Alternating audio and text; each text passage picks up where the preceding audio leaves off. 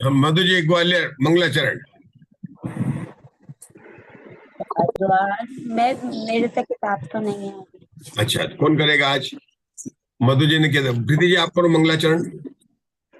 बाद में चलो मैं करता हूँ।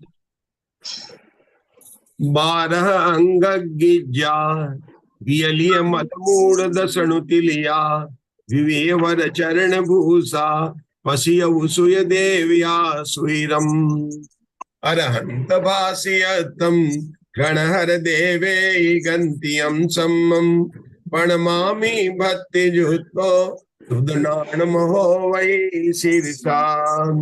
द्वादशांग जिनवाणी के 112 करोड़ 83,58,000 5 पदों को मैं नमस्कार करता हूँ। 1634 करोड़ 83,07,888 एक पद वर्ण है उसको मैं, जिससे कि द्वादशांग के अक्षरों की गिनी गई है, द्वादशांग का प्रमाण गिना गया है, मैं उनको हाथ जोड़कर नमस्कार करता हूँ। शुक्ल पंचमी के पावन अवसर की जो कल हमने यहाँ पर, उस अवसर पर हमने यहाँ पर द्वादशांग का जो स्वरूप जानने का प्रयत्न किया, जो शुद्ध स्कंध है उसका परिचय प्राप्त कर रहे हैं हम यहाँ पर। द्वादशांग के शुद्ध स्कंद को वीरसेन आचार्य ने धवला टीका में श्रुत देवता की उपमा दी गई है। जिस द्वादशांग की हम यहाँ पर स्वाध्याय कर रहे हैं शुद्ध स्कंद के आधार से, उसका वर्णन जिनागम में सबसे पहले कहां पर प्राप्त हुआ? सबसे पहले कहां पर प्राप्त हुआ? सर्वार सिद्धि में प्राप्त नहीं हुआ था। सबसे पहले अकलंक देव ने राज वार्तिक में जो तत्वार सूत्र का सूत्र था ना, वहां पर उन्होंने बात की थी कि 14 पूर्व और 11 अंक की बात वहां पर अकलंक देव ने की थी। उसके बाद में वीरसेन आचार्य ने धवला टीका में विस्तार से इन 12 अंगों का वर्णन किया। जब अकलंक देव ने राजवार्तिक के अंदर वर्णन किया तो किसका वर्णन किया था? 11 अंग और 14 पूर्व का वर्णन किया था। तो जयश्री जी किसको छोड़ा? उन्होंने पूर्वगत प्रथमानुयोग सूत्र और चूलिका को छोड़ दिया था। वीरसेन आचार्य ने धवला टीका में उसका वर्णन किया और उसके बाद में वो सब जगह प्रसिद्ध हो गया। अभी आपका जो रत्नकरण शावकाचार का पूरा चल रहा है ना, उस रत्नकरण शावकाचार में भी 12 अंगों के बारे में मिल जाएगा। सबसे अगर इजी अपने को पढ़ना हो कि 12 अंग के बारे में पढ़ना है तो सबके यहाँ पर अपने कौन सी जो पुस्तक चलती, किसकी आपका कौन सी पुस्तक है? सदा सुखदास जी की है ना? रत्नकरण शावकाचार जो लिखी है, मतलब अजमेर से छपी शायद वो, तो उस पुस्तक के अंदर आपको रत्नकरण शावकाचार के अंदर ये द्वादशांग जिनका भावना, वो अधिकार है ना, स्पेशल अधिकार है, भावना अधिकार के भाव अधिकार लिखा, भावना अधिकार में आपको इसका वर्णन मिल जाएगा। किसका? 12-14 द्वादशांग जिनवाणी के बारे में अंतर मिल जाएगा। अष्टपौड़ में भी मिलेगा आपको, अष्टपौड़ की टीका में भी आपको टीका में मिलेगा, अष्टपौड़ की टीका में भी आपको ये मिलेगा, मतलब जगह जगह जिनागम में मिलेगा। धवला की 16 पुस्तकों में 3 जगह मिलेगा। कहां पर मिलेगा? 3 जगह मिलेगा। कहां कहां पर मिलेगा विस्तार से? पहली पुस्तक में, 9वीं पुस्तक में, और जहां तक मुझे याद है 13वीं पुस्तक के अंदर। कहां पर? पहली पुस्तक, 9वीं पुस्तक और 13वीं पुस्तक के अंदर ये मिलेगा। बात कहां से चली थी ये बताऊं मैं आपको। अपन अभी शाम को भी अपना स्वाध्याय चल रहा है चूलिका का, और उसमें भी अपनी शुद्ध ज्ञान की बात आई थी। और आपको याद है कि वहां पर शुद्ध ज्ञान के 20 भेद किए थे। जब हम सामान्य से बात करते हैं तो शुद्ध ज्ञान के 2 ही भेद करते हैं, अंग बाह्य अंग प्रविष्ट, और कहते हैं ना पहले 2 भेद किया, अंग बाह्य अंग प्रविष्ट। अंग प्रविष्ट 12 मतलब 12 भेद बताए, और अंग बाह्य के अनेक भेद के, मतलब मति ज्ञान शुद्ध ज्ञान पूर्वक होता है। शुद्ध ज्ञान के 2 भेद है, अंग बाह्य और अंग प्रविष्ट। अंग प्रविष्ट 12 अंग के नाम लिए, और अंग बाह्य में अनेक प्रकार। ये बात आई थी तत्वार्थ सूत्र में, आई थी ना, उमा स्वामी आचार्य ने इसको बात बताई। लेकिन जो भूत बली आचार्य ने सूत्र लिखे, कौन से लिखे हैं? ये जो 5वां खंड है ना, इसका नाम वर्गणा खंड है, और हमारे उषा दोषी नहीं अभी, ठीक है। कृति वेदना स्पर्श कर्म प्रकृति बंधन अनुयोग द्वारा ना, तो उसमें पहले अनुयोग द्वारा नाम है कृति। कृति फिर कौन सा आएगा? वेदना स्पर्श कर्म, कर्म प्रकृति बंधन निबंधन प्रक्रम उदय प्रक्रम, सक्रम, उदय, मोक्ष, संक्रम, लेशा, संक्रम, लेशा, लेशा कर्म, लेशा परिणाम, साधा सात, दीर्घ, पुद्गलात, बहुधारिणी, निधत, अनिधत, निकाचित, अनिकाचित, पश्चिम स्कंद और अल्प बहुत। हाँ, ये अपने को सबको याद रखना चाहिए कि 24 अनुयोग द्वार, जिसका कि महाकर्म प्रकृति प्रारब्ध का ज्ञान हमारे दर्शन आचार्य को था। तो वहां पर जो कर्म है, तो वहां पर भूतली आचार्य ने लिखा कि श्रुत ज्ञान 20 प्रकार का होता है। और कल हमने देखा था उसको कि शुद्ध ज्ञान के 2 भेद होते हैं, अक्षरात्मक और अनक्षरात्मक। और जब उन्होंने बोला अक्षरात्मक हुआ ना, तो जितने अक्षर हैं, कितने अक्षर हैं कि 64 अक्षर हैं, उसको हमने कल बताए हुए थे कि इकट्ठी में से एक कम कर दे, इतने अक्षर बन जाते हैं। कितने बन जाते हैं? इकट्ठी में एक कम कर दे, इतने। तो इतने एक ही अक्षर से बढ़ते भेद होगा, तो शुद्ध ज्ञान भी इतना प्रकार का हो जाएगा। तो ये बात तो बताई, उस शुद्ध ज्ञान के माप की बात बताई। हम जो अभी यहाँ पर जो बात कर रहे हैं वो किसके कर रहे हैं कि 12 अंगों में हर एक अंग के बारे में परिचय को प्राप्त कर रहे हैं कि उसके अंदर विषय वस्तु क्या है, मतलब 12 अंगों की विषय वस्तु क्या है। तो हमने अभी तक किसको देखा? आचार अंग को देखा। आचार अंग क्या है? जिसमें मुनि धर्म का वर्णन है। 7वें का नाम है उपासक अध्ययन, इसमें किसका वर्णन है? श्रावक का वर्णन है। पहले में कितने पद है? 18,000 पद है। 7वें में कितने पद है? 11,70,000 पद है। दूसरे अंक का नाम है सूत्रकतांग, उसके अंदर कितने वर्णन है? 36,000 पद है। उसके अंदर किसका वर्णन है कि वो जो धर्म क्रिया विशेष है, वो पर समय और स्वमत, पर मत और स्वमत, उनके बारे में जो मुनियों को उस सूत्र में बांध कर रखे, मतलब मुनियों के आचरण को सूत्र में बांध कर रखे बताया। तीसरे का नाम हमारा चल रहा था स्थानांग। तीसरे का नाम क्या था? स्थानांग चल रहा था। स्थानांग मतलब कहते तिष्ठन्ति लिखा था, तो अलग अलग स्थान। कैसे स्थान रहता कि एक शुद्धात्मा, तुम जीव द्रव्य पर घटा के बता रहा है, सब तरह से घटाना, अलग अलग कोई भी वस्तु ले, मतलब एक वस्तु ले, अगर आप धवला पुस्तक तो उसी पर घटाना चाहिए। धर्म द्रव्य लो तो उसी पर घटाना चाहिए। हम धर्म द्रव्य पर नहीं घटा पाएंगे, इतने हमको नहीं पता है, क्योंकि हमें ये तो बता देंगे एक धर्म द्रव्य संख्या की अपेक्षा से एक होता है। 2 में क्या बोलेंगे? 2 में अटक जाएंगे फिर। लेकिन हम बोल देंगे आकाश में है, अलग आकाश में नहीं है। नहीं, धर्म द्रव्य और अधर्म द्रव्य दोनों जो ना, इनके जोड़े हैं, एक चलाने में और एक, मतलब इस तरह से अपने को सोचने का। यहाँ पर आचार्य ने कैसे बताया कि एक शुद्धात्मा, 2 में क्या लिया उन्होंने? संसारी और मुक्त लिया, ठीक है ना। 3 में उन्होंने किसको लिया? उत्पाद व ध्रुव को लिया। अब देख सकते हैं 4 में क्या लिया? 4 गति में भ्रमण करने वाले लिया। 5 में क्या लिया? उपशमिक अधि 5 भाव को लिए। 6 की बात चल रही थी अपने, किसका लिया? 6 में उन्होंने लिया छठ अपक्रम को। द्रव को नहीं लिया। द्रव को नहीं ले सकते, आपको नहीं ले सकते हैं, क्योंकि आपको जीव द्रव्य की अपेक्षा से लेना पड़ेगा।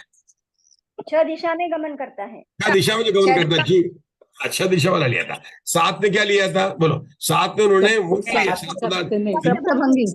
इन्होंने सप्तभंगी 8 कर्मों के जीवी कर्मों से बंधा हुआ है। जीव और पृथ्वी 8 कर्मों में लिया उन्होंने। 9 में 9 पदार्थ लिए थे, और 10 में उन्होंने कहते जीव समाज के भेद, जीव समाज के भेद ले लिए थे। 1 इंद्रिय 2 इंद्रिय करके जीव समाज के भेद 10 बनाए थे। अब 11 बनाएंगे तो कैसे करेंगे? 11 जीव समाज 11 प्रतिमा ले सकते हैं, चलो बराबर। अब जीव समाज से बढ़ाना हो तो अपन ने जो है ना, आपने अच्छा किया 11 प्रतिमा, लेकिन अपन जब धवला की पुस्तक से करें 11 में कैसे करेंगे? 12 में कैसे करेंगे? 13 में। अपने को पता जीव समाज में जब पढ़ रहे थे ना, काय मार्गणा जब पढ़ रहे थे, मैं बताता हूँ आपको, तरीका याद आ जाएगा आप लोगों को। देखो, जैसे यहाँ क्या लिखा?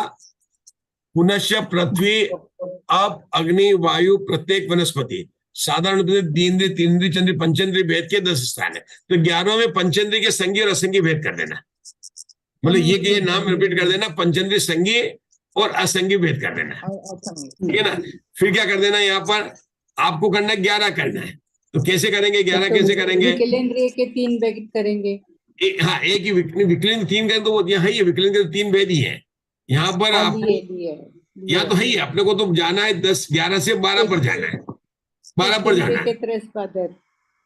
साधारण के 2 भेद करेंगे, नित्य निकोट, इतर निकोट। देखो 13 तो बहुत सरल हो जाएगा, षटकाय जीवन अनंत है, तो 6 काय करके उसके सूक्ष्म बादर कर दिए। क्या कर दिया उन्होंने? 12 में कैसे कर देंगे? षटकाय होते ना, उसके सूक्ष्म और त्रस दोनों नहीं, त्रस उसमें नहीं होते, तो आपको देखना पड़ेगा कि जो है सूक्ष्म केवल एकेंद्रिय में होते हैं, तो एकेंद्र में लेकर, मतलब इस तरह से ग्रुप को बनाकर अपन ने, आपको याद होगा, ये प्रयत्न करेंगे तो आपके स्थानांक बन जाएंगे। तो बहुत रुचिकर विषय है। मैं अपन ने ये किया था, कब किया था बताओ? मैं पहली पुस्तक में, जब दूसरे में अपन ने बना रहे थे, तो वहां पर अपन ने योग मार्गणा के अंदर जो पर्याप्ति अपर्याप्त की बात आ रही थी ना, 6 पद्धति अपद्धति हो, 5 पद्धति हो, 5 अपद्धति हो, जो पढ़ रहे थे अपन, वहां पर इस तरह से अपन ने टेबल बनाई थी। आचार्य श्री ने यहाँ पर हमको तरीका भी बता दिया कि आगे कैसे बनाना, कैसे बताया। यहाँ देखो मैं बताता हूँ, इत्यादि का देखो 2 प्रकार के भेद है। देखो इत्यादि का पुनश्च, मतलब यहाँ खत्म हो गया, इत्यादि जीव को प्ररूप किया। इत्यादि का मतलब क्या? 10 के आगे 11, 12, 13, 14, 15 किसको किया? जीव को बताया। किसमें बताया? स्थानांक में बताया। पुनश्च, और पुद्गल को सामान्य अपेक्षा से एक, विशेष के अणु, इस प्रकार से इत्यादि पुद्गल को प्ररूपित किया गया। इस तरह एक से लेकर एक एक बढ़ते स्थान इस अंग में वर्णन किए गए हैं। मतलब क्या किया? एक से लेकर एक एक बढ़ते हुए स्थानों के द्वारा जहाँ जीव, पुद्गल, धर्म, अधर्म, आकाश और काल आदि का वर्णन किया जाता है, वो कौन सा विषय है? स्थानांग का विषय है ना। बड़ा इंटरेस्टिंग है। अभी तो आप लोगों के ऊपर है कि आप कितना लिख कर ग्रुप में पोस्ट करें, कितना आगे बढ़ाएं जीव पर। जितना बढ़ाएंगे उतना आपका रिवीजन होगा। चलिए अब हम आगे चलते हैं। चौथे खंड का नाम क्या है? समवाय अंग। क्या नाम है? चलिए कौन पढ़ रहा है? उषा जी पढ़िए। उषा जी केकड़ा। सम अर्थात समानता, सम अर्थात समानता से, अवेयंती अर्थात जीवादि पदार्थ जिसमें जाने जाते हैं, वह समवायांग। चौथा जानना, इसमें द्रव्य, क्षेत्र, काल, भाव अपेक्षा से समानता प्ररूपित की है। चौथे अंग में क्या क्या? 4, चौथे अंग में 4 को लिया। चौथे अंग में किसको ले? 4 को। किसको? द्रव्य से, क्षेत्र से, काल से, भाव की अपेक्षा समानता बताई। कि जैसे अपन कहते हैं ना कि अंगूरी जामुन, तो जामुन तो है स्वीट डिश और अंगूर है फ्रूट है, तो वहां पर समवाय कौन सा हुआ? साइज का। उन दोनों की समानता, जितना अंगूर छोटा होता है, ऐसे अंगूरी गुलाब जामुन बनाए तो उसका नाम अंगूरी जामुन क्यों पड़ गया? कि साइज की अपेक्षा से छोटा हो गया। ऐसे क्षेत्र की अपेक्षा से, काल की अपेक्षा से, भाव की अपेक्षा। अब काल की अपेक्षा से समवाय कैसे करेंगे बोलो? मैं हाथ खड़ा करूं? करना ही पड़ेगा मुझे। नरक की जगन्य आयु 10,000 वर्ष है, देव की भी जगन्य आयु 10,000 वर्ष, दोनों की जो हो गई है ना। वो नरक की आयु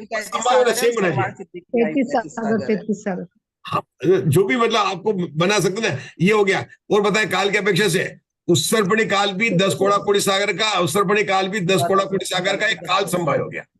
जैसे सब अब समझिए, स्वाध्याय आपका होगा इस तरह। अब काल समवाय में कितनी बातें लिख सकते हैं कि उत्सर्पणी काल कितने का होता है? 10 कोड़ा कोटि सागर का। अवसर्पणी काल कितना हो सकता है? वो भी 10 कोड़ा कोटि सागर का हो गया। तो इसको क्या बोलेंगे? काल समवाय। इसको क्या बोलेंगे? काल पढ़ते हैं इसको। कौन पढ़ रहे थे हमारे? कौन पढ़ रहे थे? पढ़िए, यहाँ पढ़िए आगे। वहां द्रव्य की अपेक्षा, वहां द्रव्य की अपेक्षा से धर्मास्तिकाएं और अधर्मास्तिकाएं समान है। अच्छा कैसे अपेक्षा? द्रव्य की अपेक्षा कैसे अपेक्षा कैसे हुआ? कौन बताएगा मुझे? असंख्यात परदेशी धर्मास्तिकाएं है, असंख्यात परदेशी। तो वो तो क्षेत्र की अपेक्षा हो गया ना। असंख्यात प्रदेशी है, आप गलत नहीं बोल रहे हैं। लेकिन असंख्यात प्रदेशी में लेंगे तो वहां पर मैं तो लोकाकाश को भी लूंगा, जीव द्रव्य को भी लूंगा, असंख्यात प्रदेशी को लेंगे। क्षेत्र में लेंगे तो क्षेत्र क्या होगा? लोकाकाश परमाणु।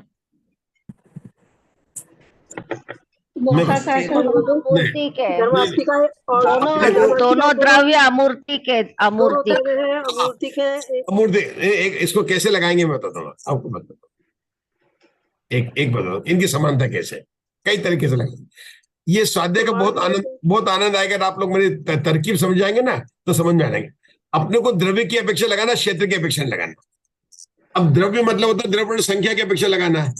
तो द्रव्य की अपेक्षा धर्मास्तिका एक द्रव्य है, अधर्मास्तिका एक द्रव्य है, और आकाश द्रव्य भी एक द्रव्य है। लेकिन अंतर क्या है?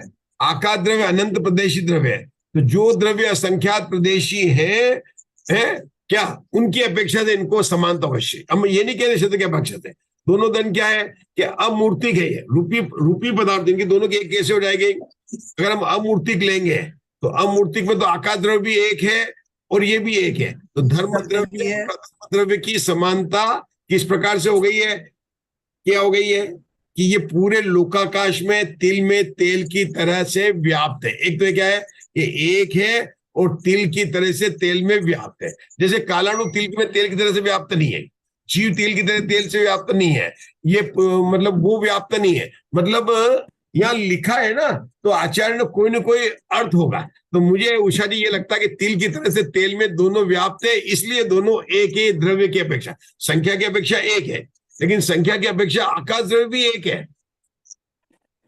3 द्रव्य एक है ना, जीव अनंत है, उद्गल से अनंत गुण है, कालाणु लोक प्रमाण असंख्यात है, असंख्यात कालाणु, और तीनों एक है। लेकिन धर्मद्रव्य तो क्या पूरे लोक में व्याप्त है, लोकाकाश में व्याप्त है। तो आकाश में, आकाश तो आगे भी अलोकाकाश में भी व्याप्त है, अलोकाकाश में भी है ना, इसलिए उन्होंने बुला लिया। मतलब सोच सकते हैं, आगे चले गए। संसारी जीव से ऊपर करिए, तो यही क्षेत्र की अपेक्षा से।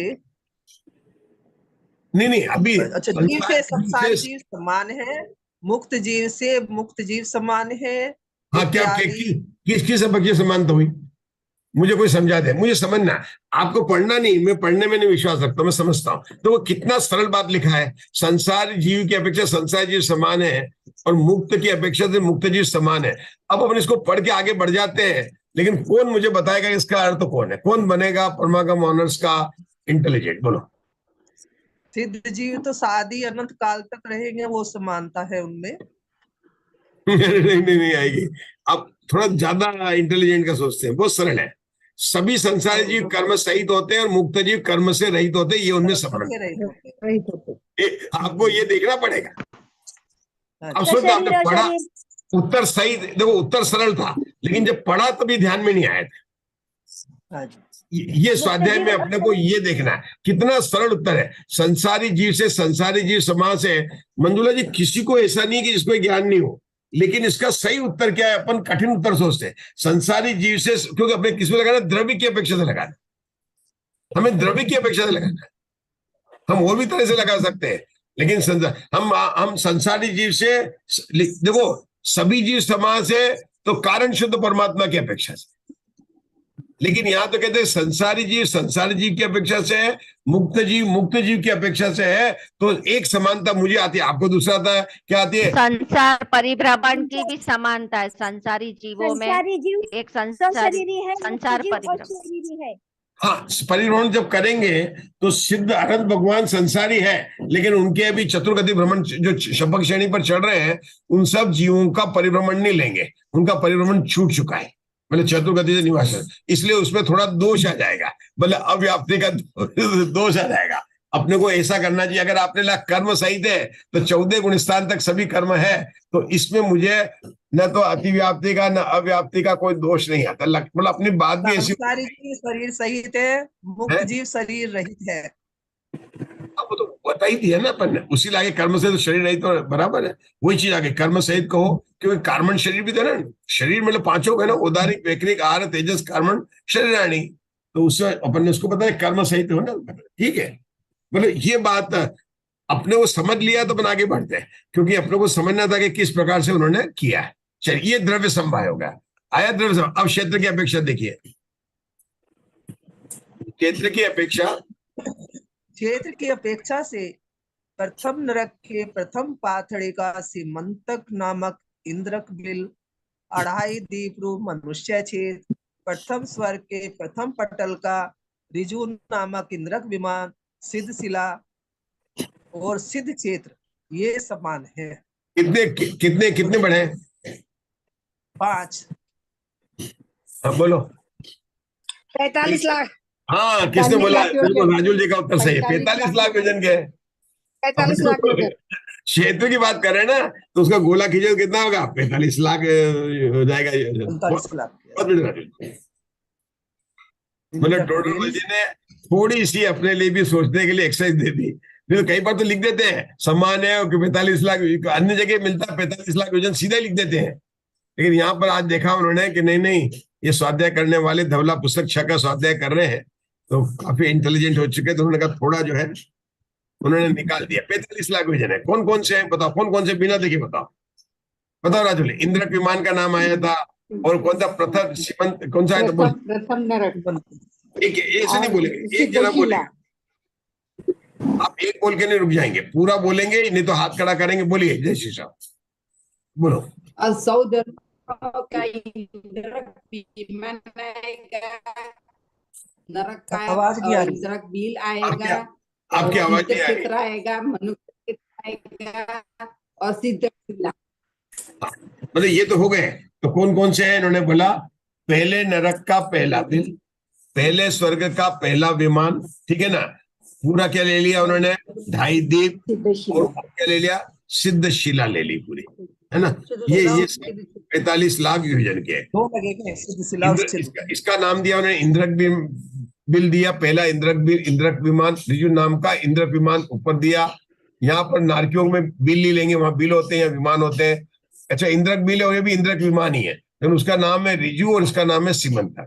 आपने देखे थे ना, सेंट्रल वाला जो होता है इंद्रक होता है, प्रकीर्णक होते हैं, है ना, तो वो अलग अलग थे। तो इन्होंने सीमंतक लिया नरक का पहला वाला, और ऋजु में लिया उन्होंने पहले स्वर्ग का पहला विमान। सीमंतक नाम का इंद्रक बिल और ऋजु नाम का इंद्रक विमान, सिद्ध शिला और सिद्ध क्षेत्र 2 ले लिए उन्होंने। ये पांचों जो है आगे पुनश्च मधु जी ग्वालियर पढ़ेंगे। सातवीं नरक का अवधि स्थान नामक इंद्रक बिल, जम्बूद्वीप और सर्वार सिद्धि विमान ये समान है इत्यादि क्षेत्र समवाय। कितने, अभी आप नहीं बोलेंगे हैं उषा जी, कितने कितने कितने क्षेत्र कितना है आपको पता है, मुझे पता कितना है, बोलो कस्तूरी जी। 1 लाख योजन। वहां 45 पर लगा देना, यहाँ पर कितना 1 लाख योजन लगाना। किस किस का लगा 1 लाख योजन, 7वें नरक का बिल लिया, और कौन सा लिया उन्होंने, सर्वार सिद्धि को लिया, और क्या लिया, जम्बूद्वीप का सर्वार सिद्धि, जम्बूद्वीप को लिया। जम्बूद्वीप को अपन ने 1 लाख योजन का 3 ले लिया उन्होंने, जम्बूद्वीप, सर्वार सिद्धि और अवधि स्थान नाम का इंद्रक बिल। तो आज अपने 2 नाम जोड़ लिए। 7वें नरक के बिल का नाम है अवधि स्थान, पहले नरक का नाम है, बिल का नाम है सीमंतक, पहले इंद्रक विमान का नाम है ऋजु नाम का इंद्रक विमान। इस क्षेत्र की अपेक्षा से हो गया, ठीक है। चलिए मधु जी ग्वालियर, काल की अपेक्षा, काल की अपेक्षा एक समय समान है, आंगुली समान है। प्रथम पृथ्वी के नारकी भवनवासी व्यंतर इनकी जगन्य आयु समान है, तथा 7वीं पृथ्वी के नारकी सर्वार सिद्धि के देव उनकी उत्कृष्ट आयु समान है इत्यादि काल समवाय है। देखो अपन ने एक और उदाहरण ले लिया था, कौन सा लिया था, अब यहाँ तो आयु को तो लिया था अपन ने 10,000 वर्ष लिया, इन्होंने उसके लिए 33 सागर के लिए, मतलब 7वें नरक की भी 33 सागर है, सर्वार सिद्धि की आयु भी 33 सागर। अपन ने लिए थे 10,000 वर्ष ले सकते, लेकिन अपन ने एक और लिया था, कौन सा लिया था, उत्तरपणी के भी 10 कोड़ा सागर, अवसरपणी के 10 कोड़ा सागर। एक और अपन ने लिया था कि जो भोग भूमि के जो है ना तिर्यंज, उनके आयु 3 पल्य, 2 पल्य, 1 पल्य, मतलब उत्तम भोग भूमि के तिर्यंज और उत्तम भोग भूमि के मनुष्य, उनकी 2 पल्य हो गई, 1 पल्य हो गए। इस प्रकार से जो है ये बता दें, ये समवाय हो गया। चलिए आगे पढ़ेंगे। अब आगे आप रुक जाइए, दूसरा कोई पढ़ेगा, पढ़िए कस्तूरी जी पढ़िए। भाव की अपेक्षा केवल ज्ञान, केवल दर्शन समान है इत्यादि भाव समवाय है इत्यादि ऐसी समानता इस अंग में वर्णन की है। अब मुझे समझ में नहीं आ रहा, केवल ज्ञान केवल दर्शन के एक ज्ञान गुण एक दर्शन गुण है, समान कैसे हो सकता है? तो काल समान है ना उनका। मैं तो भाव की बात कर रहा हूँ, आप काल की बात कर रहे हो। भाव समान है ना। वो तो लिखा है वहां पर, केवल ज्ञान और केवल दर्शन, अनंत दर्शन और अनंत ज्ञान को अतः ये भाव की अपेक्षा समान है। भाव की देखो अपेक्षा, किसने बोला, ये सही आंसर है, बहुत बढ़िया, ये बिल्कुल सही आंसर है। देखो बात सब सही चलती है, लेकिन प्रीति जी आपने आंसर दिया ना भाव की अपेक्षा चल रहा, तो शायिक भाव की अपेक्षा समानता, बाकी कोई बात नहीं है। तो अपने को भाव की बात कर रहे हैं ना, जो कस्तूरी जी ने बोला गलत नहीं बोला, लेकिन यह भाव की बात कर रहे हैं। आपने क्या बोला था कस्तूरी जी? आपने क्या बोला था? काल काल बोला था मैंने। वो काल में लगेगा, काल की अपेक्षा लेंगे कि दोनों ये भाव की अपेक्षा चल रहा है। कोई बात नहीं, आपको मैंने कहा था ना, बस सिर्फ देखना कि कौन सा कहाँ लगेगा, नहीं समझे? मतलब राम नाम सत्य है, ये शादी पर नहीं बोलने का है। राम का नाम सत्य तो है, लेकिन कब बोलना है तो ये हो गया, तो ये बात हो गया। अच्छा बताइए, कस्तूरी जी समझे क्या क्या समझा आज अपन ने? कस्तूरी जी याद हो गया, द्रव्य, क्षेत्र, काल, भाव, चार के द्रव्य, क्षेत्र, काल और भाव की समानता देखी। समानता करते हैं अपन ने। द्रव्य की अपेक्षा किसकी समानता की है? अब बिना देखे थोड़ा बोलते हैं। अब लोग यार धर्म द्रव्य और अधर्म द्रव्य दोनों द्रव्यों को समान कहा था उन्होंने, कहा था ना, कहा था। और किसको कहा था? द्रव्य समान में और किसको ले सकते हैं? संसारी और मुक्त, संसारी और मुक्त को लिया था। संसारी जीव के समान, मुक्त जीव मुक्त हाँ, जीव के संसारी जीव समान। संसारी के समान है, मुक्त जीव मुक्त के समान है, जो इतना लिखा था। समान है। हमें और भी घटाना चाहिए द्रव्य में, और कैसे घटा सकते हैं?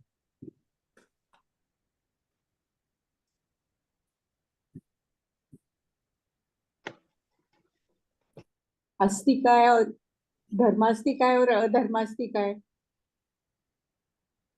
ये तो आ गया ना वहां पर, धर्म धर्म तो ले लिया उन्होंने। द्रव्य की अपेक्षा तेजस और कारमान शरीर आ सकते हैं, तेजस और कारमान शरीर दोनों।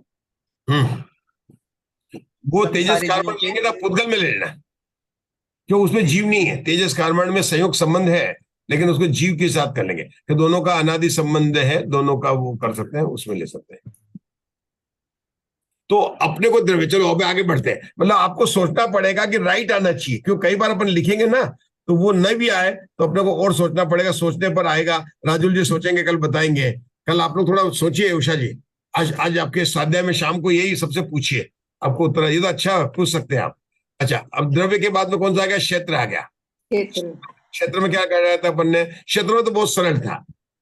क्या कह रहा था? एक तो 45 लाख वजन वाले घटाए थे, 45 लाख वजन वाला लिया था और सिद्ध शिला और सिद्ध क्षेत्र ले लिया था, साहित्यिक ले लिया था। हाँ बोलो। और पहले नरक का पहला बिल है ना, पहले नरक का पहला बिल का नाम क्या था? सीमंतक इंद्रक बिल, सीमंतक इंद्रक बिल। और पहला विमान इंद्रक विमान, उसका नाम था रिजु और विमान। सिद्धशिला। और ये कितने? 45 लाख वजन के। सिद्धशिला और सिद्ध भूमि। कल पूछूंगा। अब आगे हो गया, कितना हो गया ये? क्षेत्र। अब क्या? काल।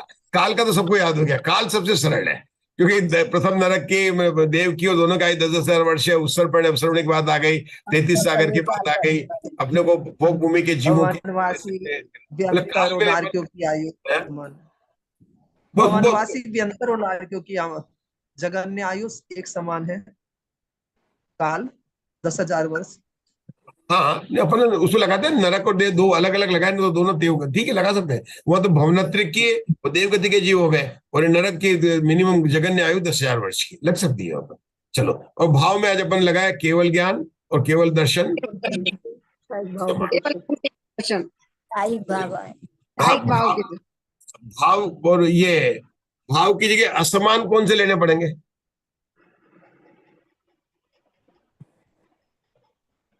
दृष्टि और सम्यक दृष्टि ले सकते हैं पृथ्वी जी।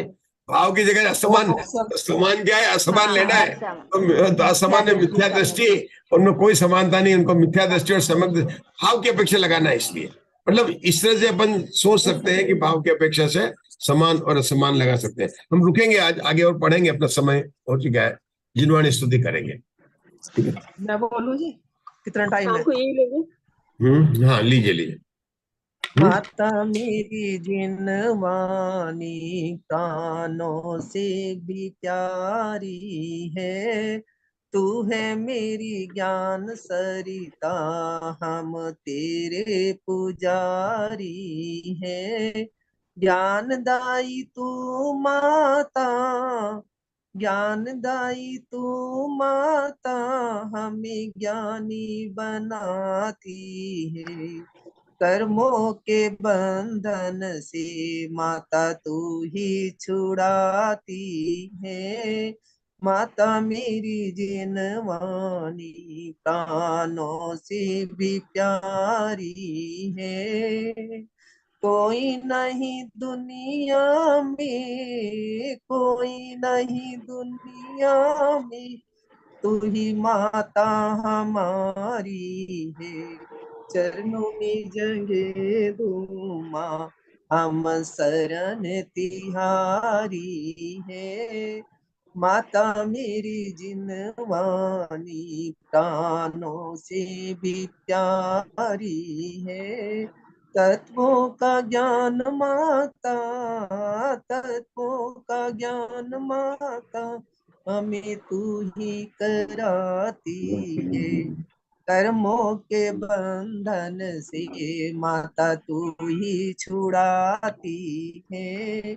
माता मेरी जिनवानी, प्राणों से भी प्यारी है।